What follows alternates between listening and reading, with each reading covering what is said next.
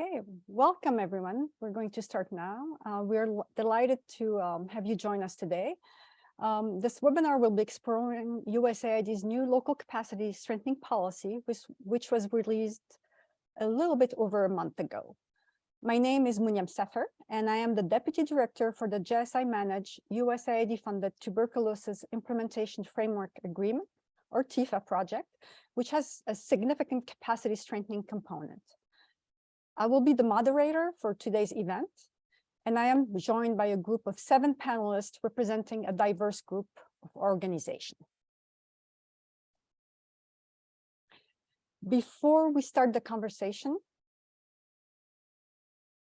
we want to first hear from the audience, and we have provided a mentee question. On the screen, you can see the instructions for accessing mentee. And there are 2 ways of doing that. You can either use your phone and you can scan the QR code on the screen, and that will lead you directly to the question. Or you can go to mentee.com and enter the access code on the screen.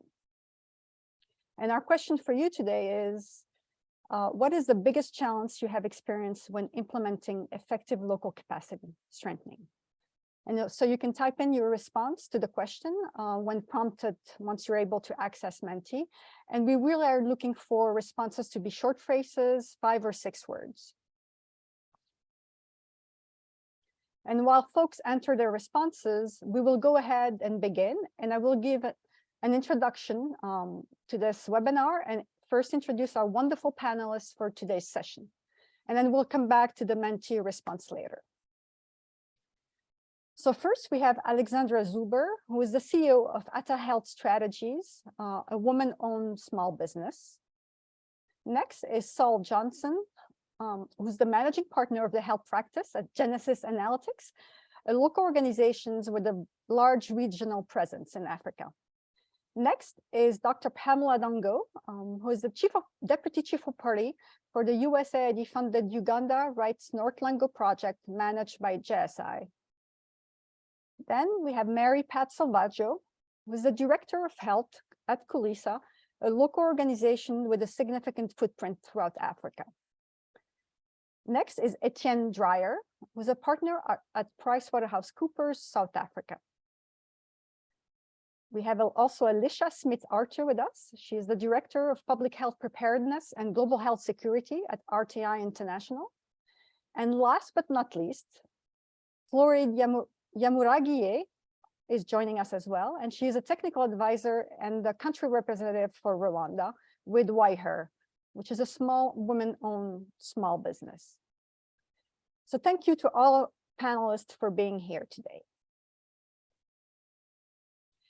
So USAID released its first ever local capacity strengthening policy last month. And for us as practitioners in this field, this is a very exciting development, as this really signals USAID's increased commitment to the principles of localizing foreign assistance.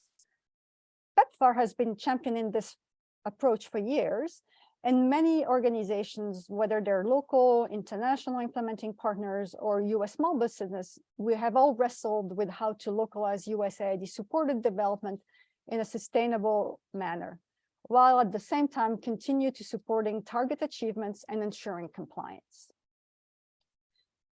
As this policy was coming out, we all reached our networks to try and understand what this meant for us and how we would need to approach our work in the future. And this is how the idea of this webinar came about.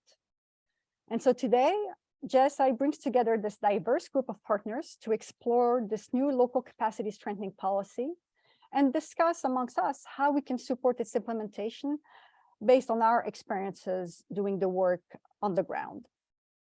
And as you can see on the screen, the policy lays out a number of principles for effective programming and equitable partnerships. There are 7 principles, and all of them are based on the belief that local actors have to be at the forefront, determine the priorities, and leading the efforts for their own capacity strengthening. And so today, our panelists will share approaches, practices, and tools that they have used that we think will be valuable in implementing those principles. But before we do that, I would like to go back and take a quick look at the Mentee results.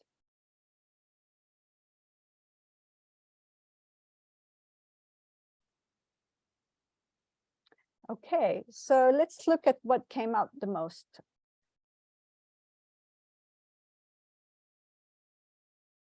So one of the key things that I see here is sustainability after the project has come to an end. Sustainability in both in terms of the capacity strengthening, but also the interventions that that partners lead. I think we all share in that challenge, and it is something we've been grappling with. Again, different funder and local organizations, often capacity strengthening has been focused on, addressing donor funding, and that can be hard to adjust to different funders. What else do I see here that might be relevant? Different technical capacity and how you address that. Again, effective challenges of effective financial management. So those are all things I think we can all relate to, and our panelists will try to address some of those during the discussion today. And so we're going to turn to our panelists now. And as we go through the discussion, please use the Q&A feature to ask any questions, and we'll aim to take 1 or 2 questions at the end. So we do know that the local capacity strengthening policy prioritizing achieving locally owned and country-led results. So for that, I'm going to turn to Saul at Genesis with this question. In your experience as a local organization, can you share any tools or practices that you have found helpful in the health and HIV domain in particular?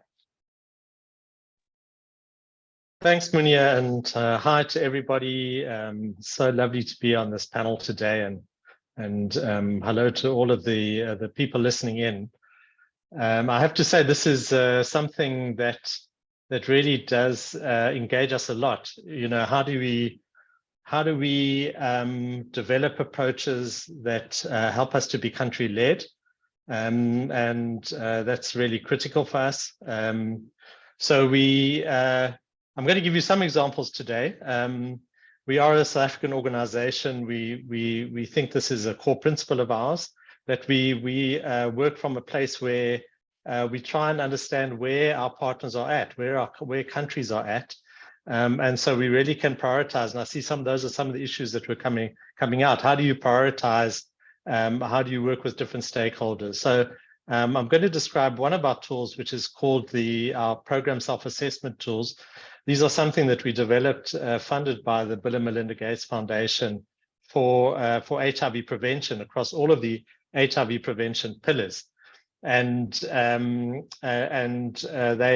are, as they describe, self-assessment tools that countries can use.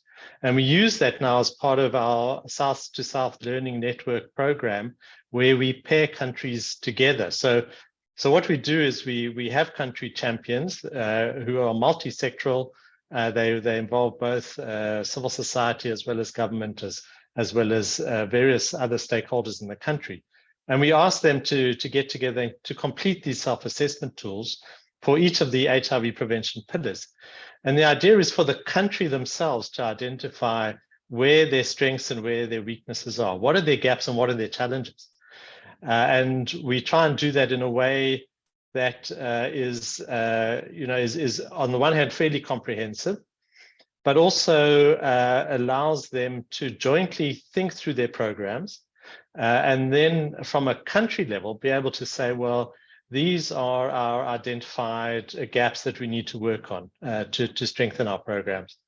So we work with 15 countries in the sub-Saharan African region, and while we appreciate that these are subjective self-assessments, they do help to identify what the key challenges are, and what we think is that builds ownership, it builds buy-in at a country level.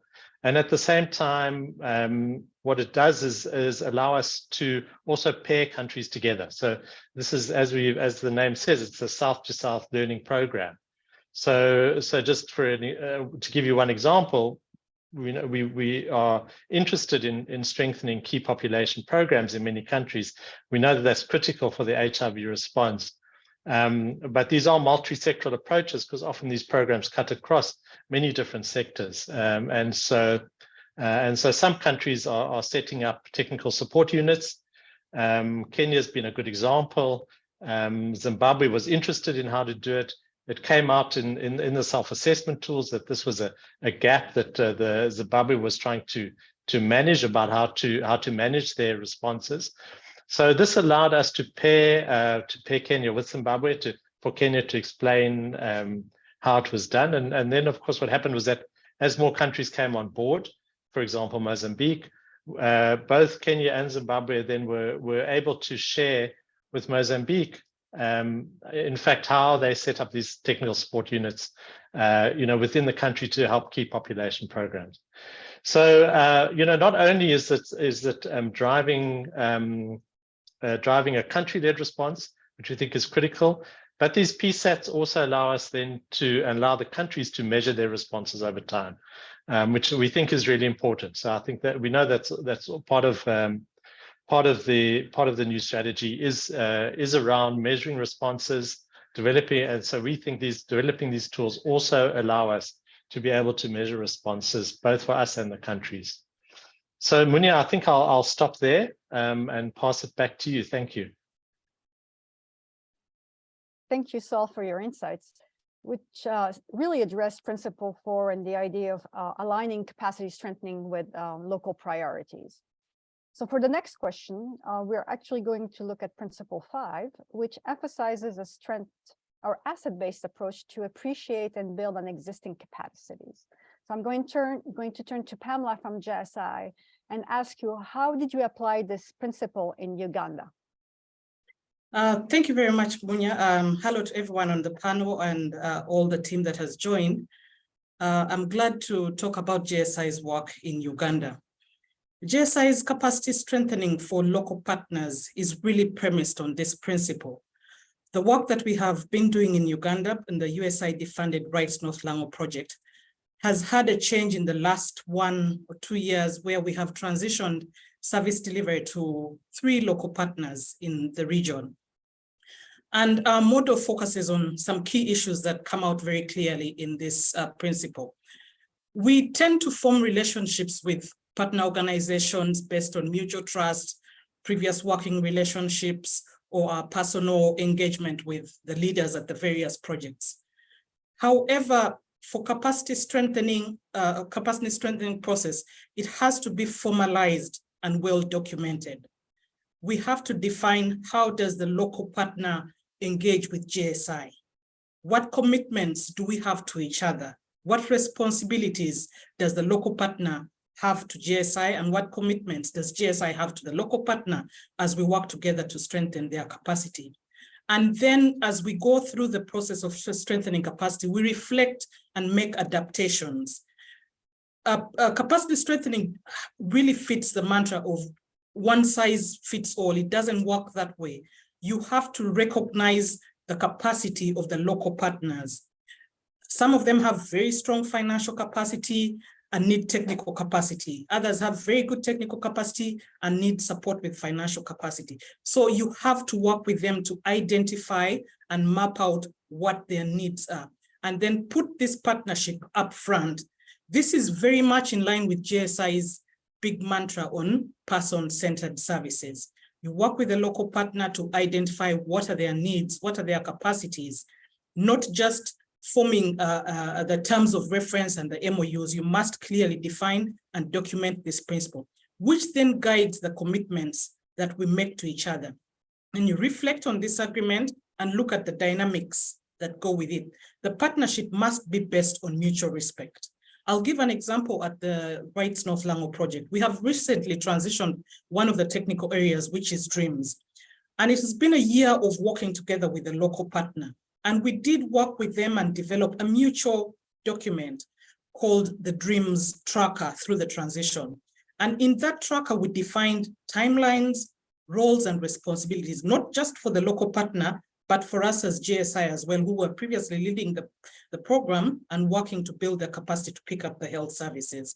And then we have weekly reviews of this transition of the tracker, and we hold each other accountable for the deliverables through this process as we work to build the local partners' capacity. The other key thing is capacity strengthening gives the opportunity for capacity exchange. It's not that GSI knows everything. It's not that the local partner doesn't know anything or knows everything. We must recognize their capacities that they have. For example, in Northern Uganda, the partner that has picked up the HIV and TB services in the Lango sub-region is a Joint Clinical Research Center, an organization that has been at the forefront of HIV services in Uganda. However, they may not have the perspective of the region that we have been implementing in, and GSI has been in there for the last 5 years. We cannot go into this relationship for capacity strengthening and support without recognizing the capacity that JCRC has. And therefore, this relationship is based on mutual learning and accountability, and we document what is happening and what is going well. And we share it internally, share it with other projects that are doing the same work, both in country, share it with the donors, because this is a new policy and we are all trying to understand and really put best practices forward. We must appreciate the local partners' own capacity, and then GSI needs to be accountable to the local partners as well. We must, it's not that you're providing the capacity strengthening support and then you lead it, but they have capacity which you recognize and work with, and then work with them together to fix the issues that are there.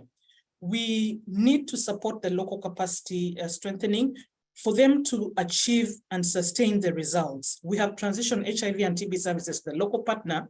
It's not just about them winning the award and taking on the services in the region, but work with them to achieve and sustain the results and continue to provide support. Capacity strengthening is not a one-off activity. It is a process that we document and learn and make adaptations as we go along. I think I'll pass it back to you, Munya. Thank you. Thank you, Pamela. So we have looked at Principle 4 and Principle 5, and our next question will deal with Principle 2, which emphasizes strengthening diverse capacities through diverse approaches. So Florid, let me turn to you. What are some ways that you have supported diversity in advancing outcomes? And how does intentionality in program management plays a role in advancing diversity and overall improved outcomes?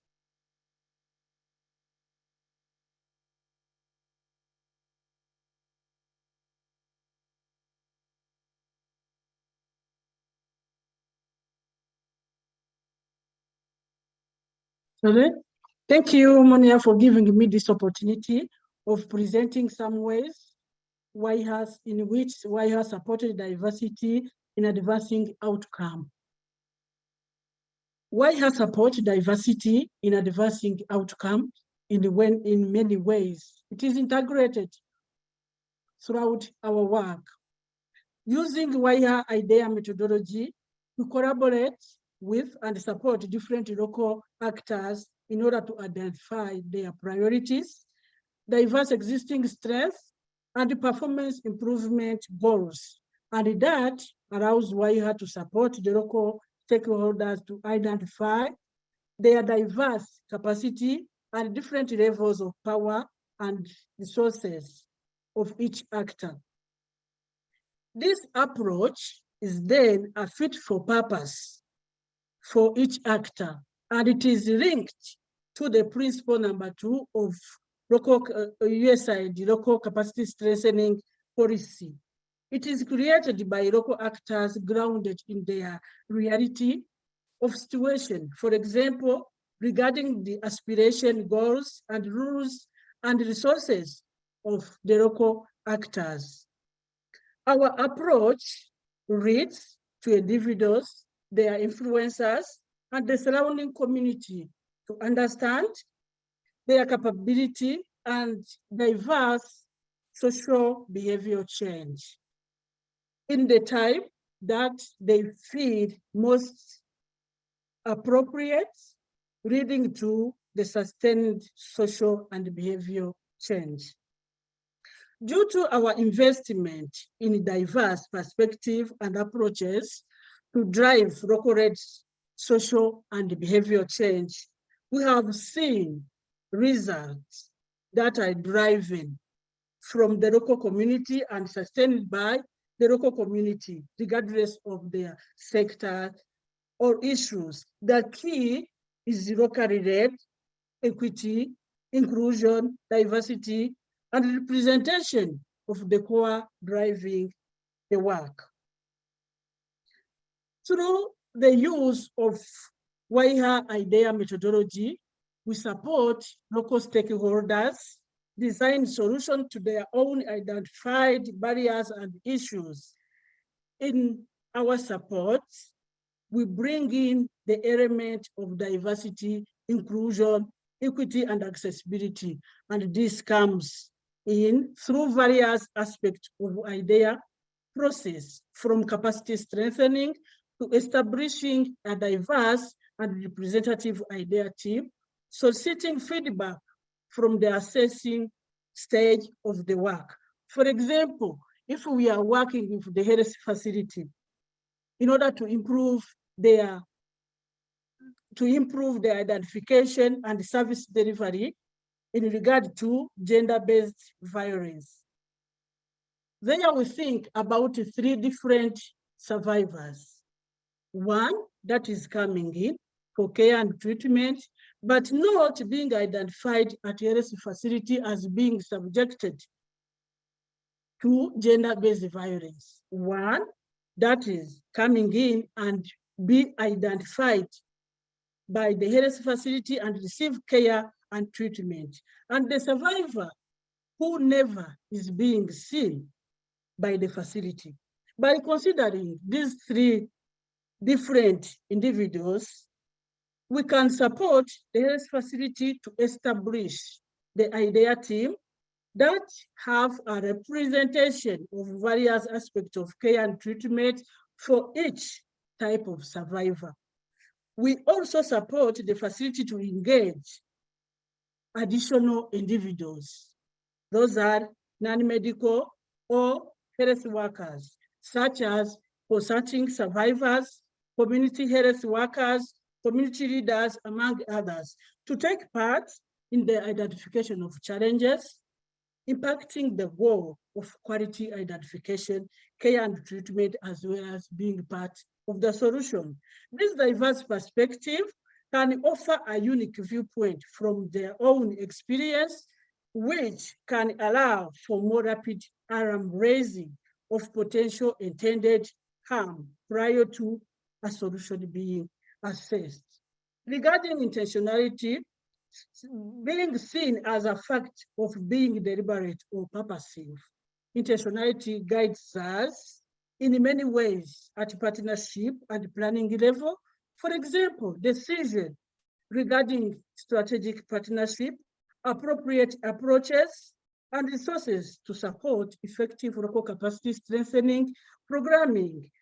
At the local level, intentionality is also critical to advancing diversity and overall improvement of improved outcome.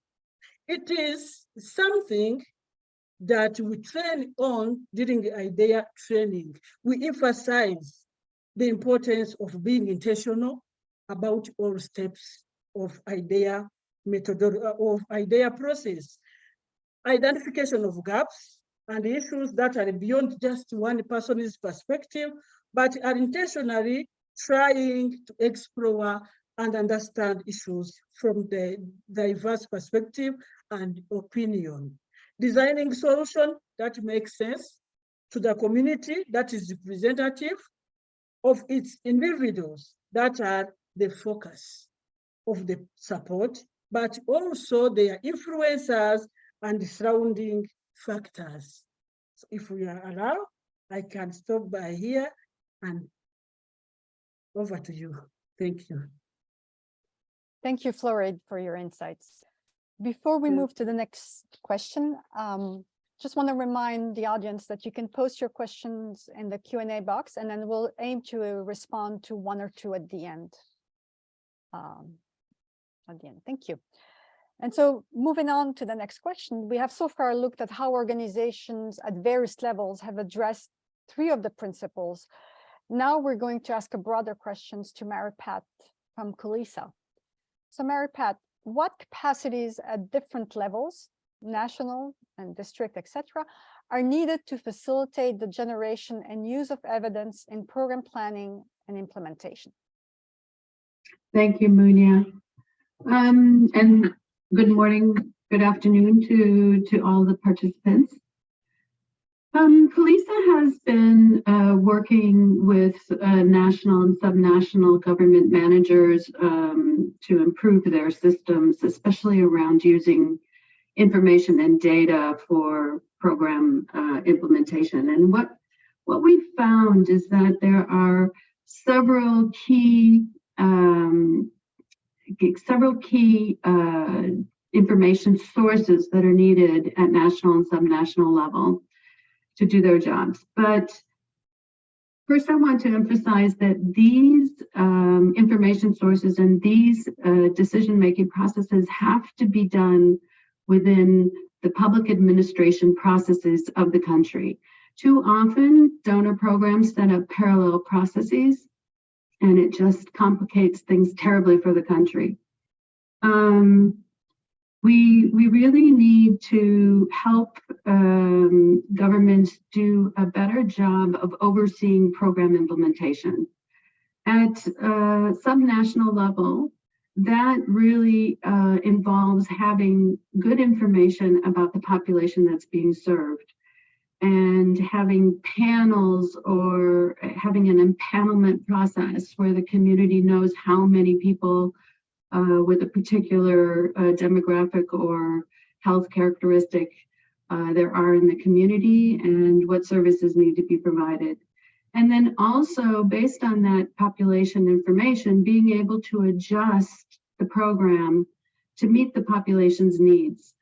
That population information is critical, and it really filters down to the lowest levels of the public administration structure, all the way down to communities and wards and districts, etc. The other information that is needed at subnational level and at national level is around quality of services delivery, quality of program implementation.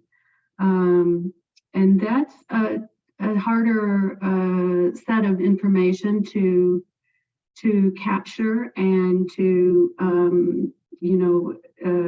incorporate into the public administration processes, but because it often involves outcome level measures that aren't routinely measured in the service data set.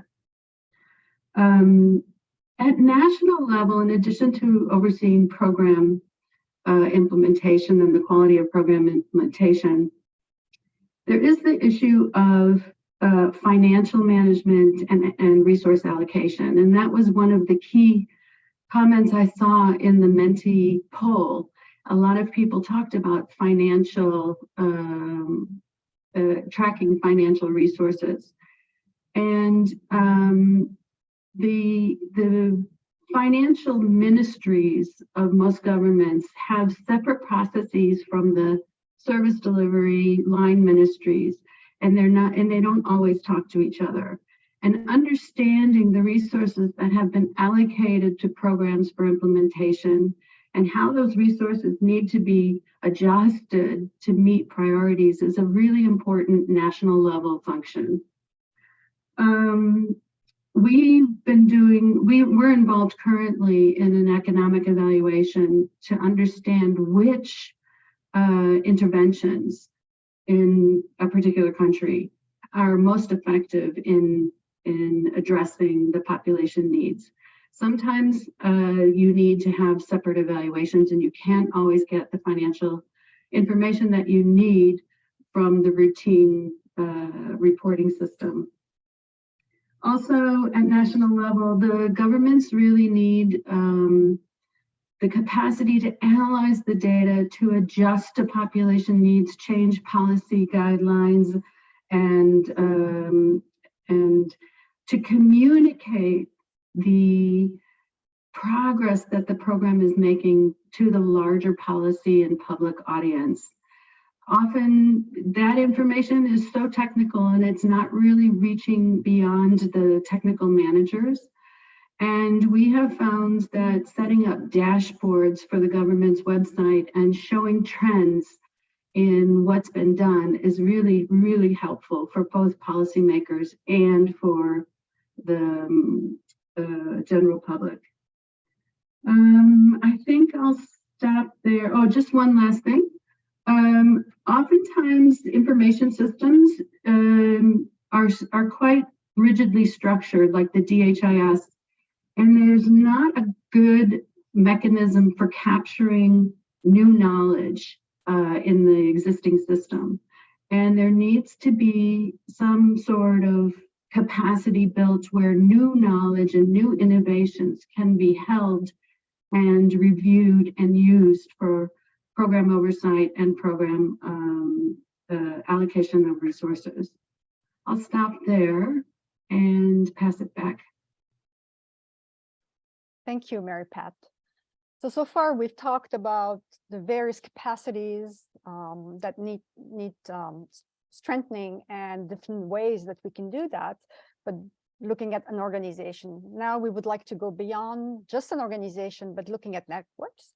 Atta Health has had experience with network strengthening. And so let me ask you, Alexandra, what is the potential of strengthening local networks, and how is the approach different from strengthening individual organizations? Well, I think there's great potential, and we were really excited to see that networks were integrated as a core pillar in the USAID policy alongside individuals, organizations, and local systems. I think that really represents a growing recognition of their potential to be a solution in public health and developmental challenges. Michelle Shumate, who's a prominent social impact network researcher, has said of networks that they're uniquely capable of solving complex, wicked problems, the kind of problems that no individual organization can solve. And almost all of our problems in public health are this kind of complex problem. And that's one of the reasons why at Atta Health we've really focused and been excited about networks. Our niche is strengthening health workers and health organizations to make public health work better. And so we've really had the opportunity to work with One Health networks in Africa and Southeast Asia, networks of people living with HIV in West Africa, and lots of learning collaboratives and communities of practice from public health emergency response, COVID-19, and more. And some of the kind of key principles that we've come to understand from this experience, one is that capacity strengthening of a network really needs to start with a deep understanding of what that network is. Networks are highly differentiated in terms of their governance structure. They could be very centralized with a backbone organization and staff, or they could be loosely affiliated groups of individuals. Their membership model can be very different. Is it a coalition, association? Is there a fee-based membership? Is it a membership of organizations or individuals? And maybe most importantly, the outcomes of a network are very different. Some networks are really designed to empower the organizations within, to share information, for example, or to advocate on behalf of those organizations. Some are learning networks, just intending to exchange information. Saul's example was a really good one.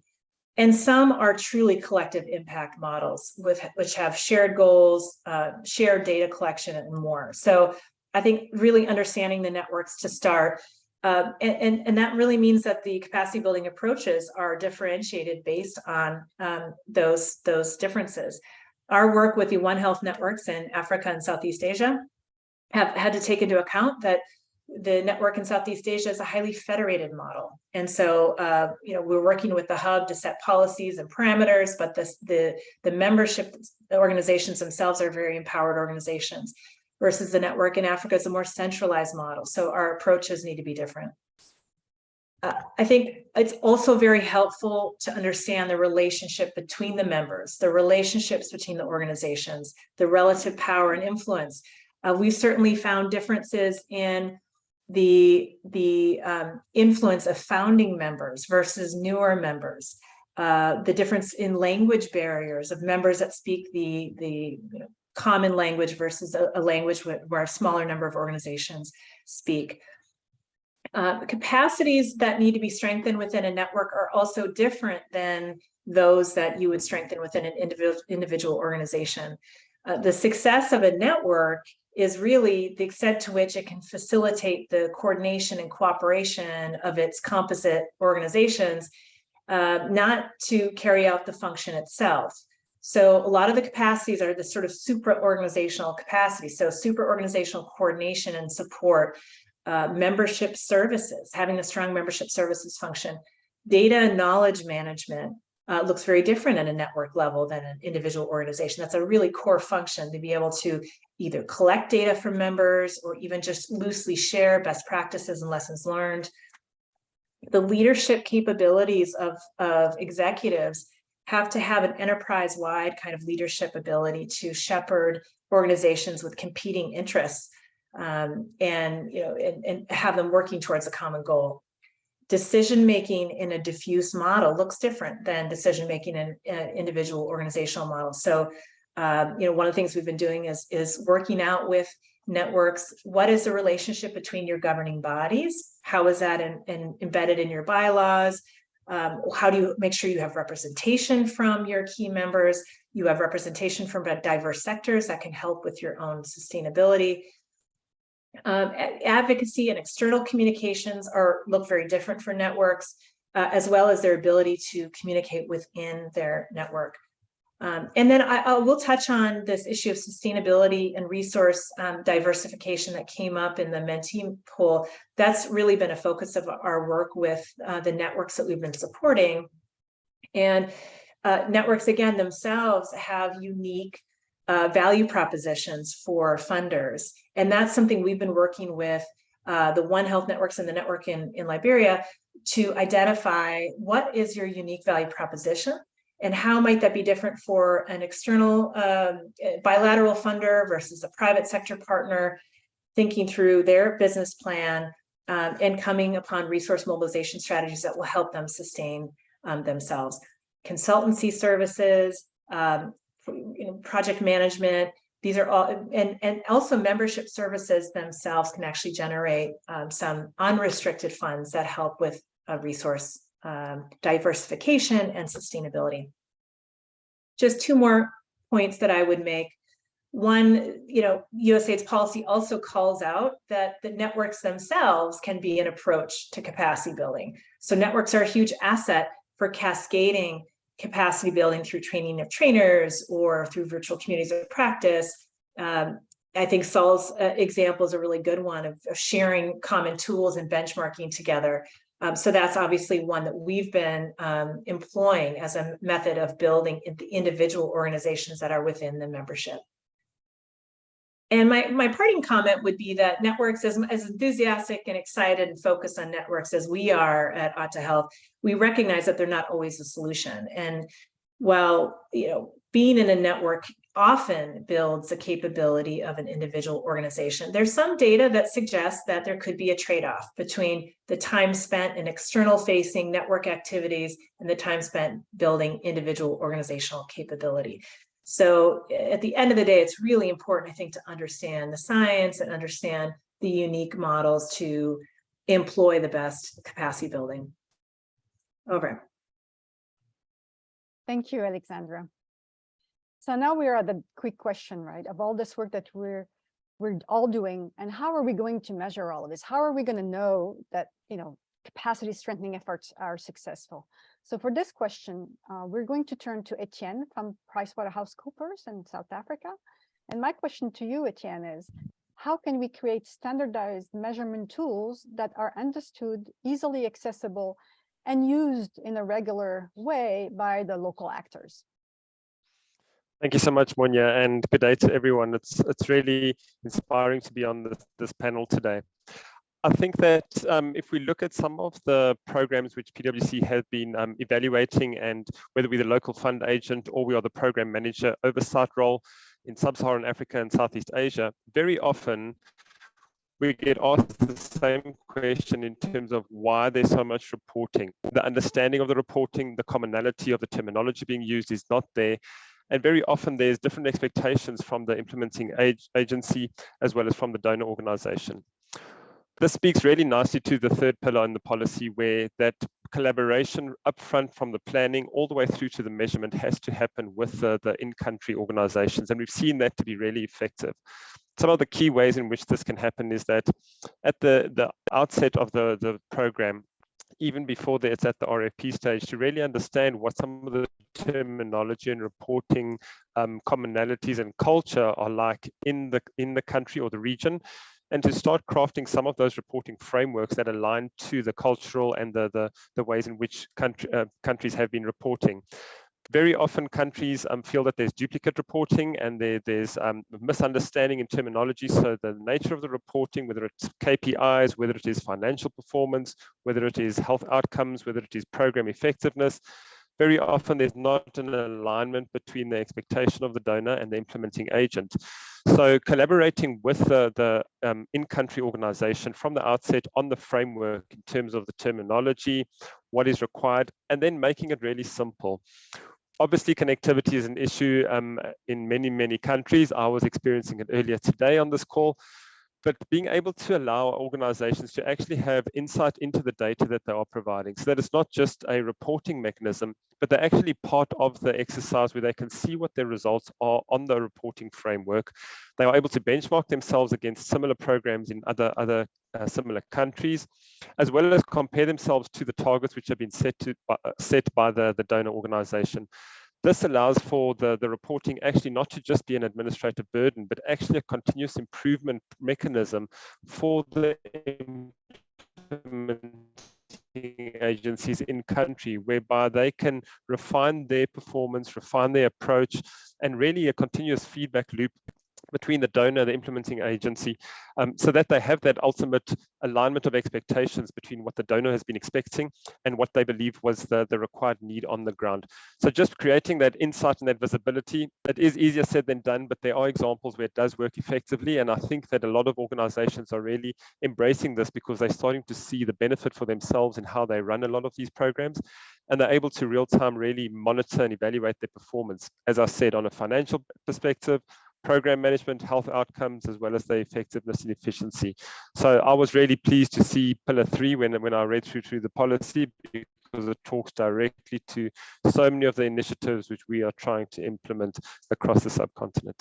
Thanks, Munya. Thank you, Etienne. So before we close, we couldn't leave without addressing the impact of a pandemic such as COVID. I mean, this is something we have all lived the past 2 years, and it has pushed all of us to operate in new ways and to take on new roles with urgency. And I think this is especially applicable for local organizations. So I'm going to turn to Elisa from RTI and ask you, how can capacity strengthening be leveraged to support organizational resilience and enable organizations to respond to complex health security challenges? Thank you, Munya. And thank you, everyone. It's been really a pleasure to be part of this panel, and I've been listening with tremendous interest about everything my colleagues have been saying. I think just to offer a few reflections here at the end of, towards the end of the hour, I think we can all agree that we live in on the heels of a major global health crisis. We're still living this health crisis. A lot of very wise people have tried to distill and parse the key lessons that we've learned over the past couple of years, and I'm not going to pretend that I have the full and complete answer to that, but a few thoughts that really occur to me, especially in light of this new policy. And I think it is, it's not by accident that this policy comes now, sort of after several years of experience with COVID-19. One is just to reflect on the dynamic of this policy and the effort which we're trying to, the problem which we're trying to solve about this dynamic between local and international.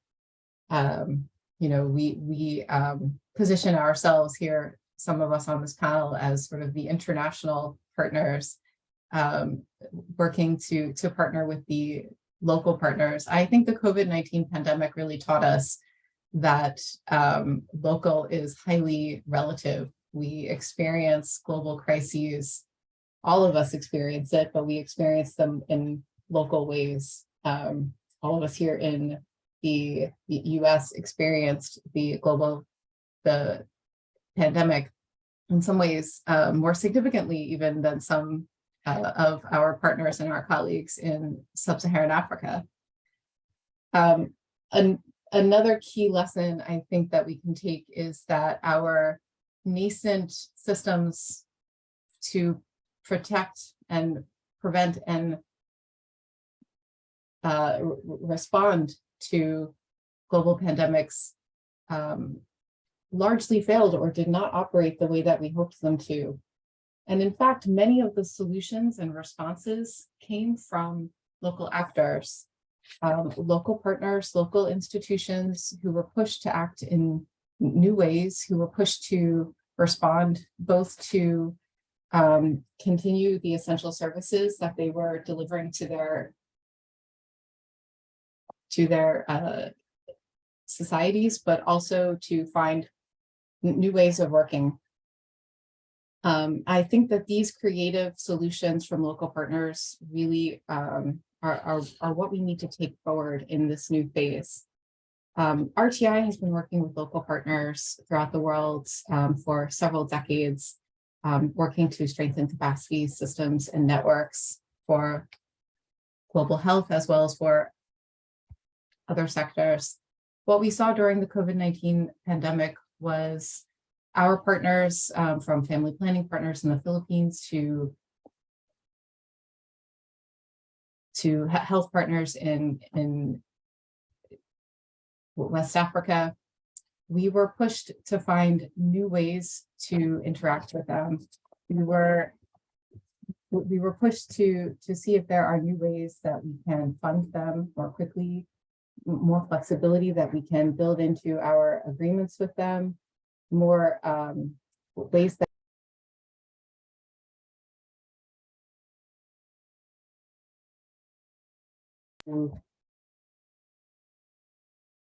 I'm sorry, I think I'm having some problem with my sound. So during the COVID-19 pandemic, we worked with our partners from the Philippines to West Africa to find ways both to enable them to continue to provide the essential services, as well as to help them stretch in new ways. And this required us as an international partner to figure out how we can build flexibility into our funding systems, how we can quickly assemble coalitions and build responsiveness across our systems so that we can find the assistance to build capacities quickly. And I think it really gave us, it gave us some very important lessons about how we need to operate as international partners to really unlock the skills and capabilities of our partners. You know, we saw this across the sectors, not just in global health, working with our education partners, working with other types of partners as well. I think that this really cuts across a lot of the key principles of the new local capacity strengthening policy. It really pushes us to ask these important questions about mutuality and finding our goals together, and that core question of not partnering with, but partnering for. I think the local capacity strengthening policy asks us the key questions that will also help prepare us for the next pandemic. What are the capacities that we need to strengthen together? How can we set those common goals? What are the resources that can be found across our global systems? How can we approach this from a spirit of equity, recognizing that we're not just empowering for somebody else, but we are going to be able to position partners to work more effectively within systems which can have knock-on effects across our global health system. What really excites me about this policy is that I think it is not just a policy, it is more of a commitment and a promise to figure out some of these really thorny questions, which quite frankly, I think we're all still trying to find the answers to. I think there is urgency in this. We need to ensure that we are not moving on from COVID-19, that we are really intentionally working as a community with our local partners as well to figure out what have we really taken from this, how can we do it better, and how do we prepare for the next epidemic that will come. I think just in 2022, as we wrap up the year, we see that there were 2 complex crises that we were forced to respond to, with Mpox and then with the Ebola outbreak in East Africa. This really underscores the urgency for figuring out how, as an international community, we can take these lessons to heart and figure out how to build in some of the flexibility to support our local counterparts to be able to build the comprehensive capacity which will enable them to be more resilient and responsive for the next outbreak which comes. Thanks, I'll stop there. Great, thank you, Alicia, and thank you to all our panelists. I hope that you have found this session informative, and to hear from our different panelists from diverse organizations, all working towards local capacity strengthening. I think we have time to answer one question, and let me see what the question is. And again, our panelists are, it's open to all of our panelists to answer. So the question from our audience is, what is your experience as implementing partners in ensuring accountability and sustainability of capacity strengthening efforts with minimal partner dependency? Saul, do you want to answer this one? Start with that. Sure. Thanks, Munia. And this is such a tough question, and in some ways, let me say that if you see capacity building as putting people into positions or training people, you're going to struggle with sustainability, because you're holding capacity in the form of a single individual that you're building or training or you're putting in place. So while in some ways it's relatively easy, I think if you want to have a sustainable approach to capacity building, it means taking a longer view and a more systemic view. And so, because and that is what we're trying to do at the moment. We get asked to, for example, fill capacity gaps in the Ministry of Health, but then we have to say, what are the systems in that ministry? Are there policies? Are there processes? How are they retaining their staff? What is the organizational culture like? And that's a really tough one, because these things are hard to change. But I think, having a more systemic view, I think will give us greater dividends in the long run, even though it's going to be more difficult and it may take longer and it may cost us more, in the short run. So that's what I would say about that. Thank you, Saul. I think Pamela, you had some thoughts about this question as well? Thank you, Munia, and thank you for the question. Something additional I'd like to add is we must look at capacity strengthening, as my colleague says, as Saul says, in a broader capacity. Capacity strengthening doesn't always translate to increased performance. Earlier, I had talked about really clearly defining the expectations of the local partners or the networks or the governments that you're working with, to define, understand their capacity, their needs, and what they really want out of this capacity strengthening process. And then this is clearly documented. And then earlier we talked about measuring this. We tend to focus on quantitative measurements, but also listen to them around the qualitative issues. And when you start the capacity strengthening process, to define if sustainability is a key output or a key deliverable from this capacity strengthening process. And right from the beginning, define what the sustainability looks like, what mechanisms in place that the local partners have, what mechanisms in place that, for example, as GSI, what mechanisms we have in place to support this. And along the way, put in place measures of reviewing and documenting improvements or how we have progressed along building sustainability measures within the organizations. Thank you. Thank you, Pamela. Alexandra, you had some thoughts on this as well? Sure, I would absolutely echo what Saul and Pamela just said. I think as supporters of capacity building, you provide information that helps the organization to see what the options are and prioritize what are the things they really want to work on.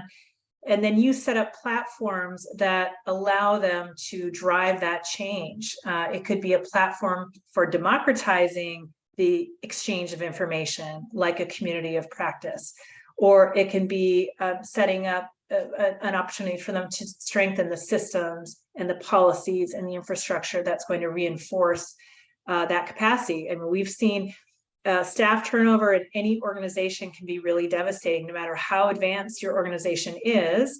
So it's not really a problem that can be solved. It's more of a challenge that you can manage. And I think walking away from the individual as the beneficiary and thinking about it as the teams and the organization and the systems, just like my colleague said, are really important.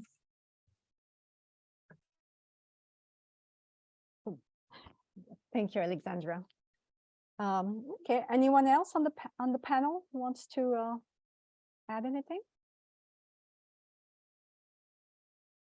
Okay, so I think we've arrived at the end of our webinar, and all I have left is to thank everyone for the panelists for sharing their thoughts today with us, and for the attendees to making the time to join us today for this webinar. We hope that you found this informative, and we will be sharing the recording from this webinar soon, and we'll be sending that. I think this is it for today, and thank you again. Bye, everybody. Thanks. Bye. Thank you. Bye. Thank you so much. Bye-bye.